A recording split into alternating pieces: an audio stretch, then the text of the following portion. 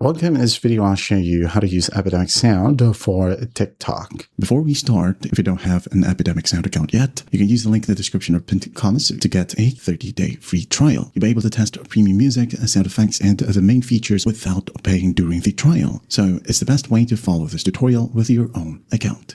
Alright, so for TikTok videos, you would need background music. Okay, you could go ahead and use classical, jazz, pop, or whatever genre right here. Okay, let's say, for example, let's go ahead and use classical. Now you can go ahead and browse through the music right here, or use the search bar at the very top, or search by mood. Okay, you can go ahead and use the AI assistant right here. So my video is about cars. Just for example, hit on enter and just wait for the process right here. Epidemic Sound will give you recommendations for whatever instance you need.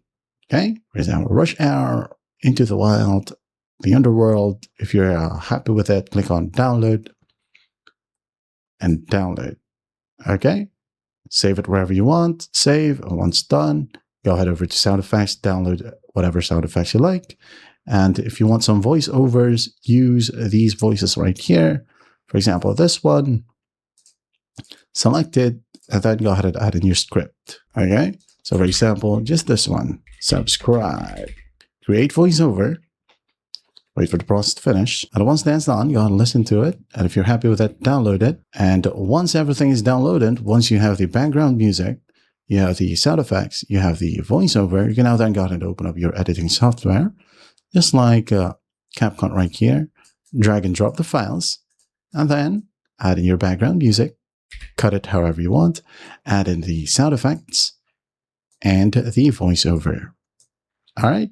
Click on play, set this one to 9x16 as TikTok uses 9x16.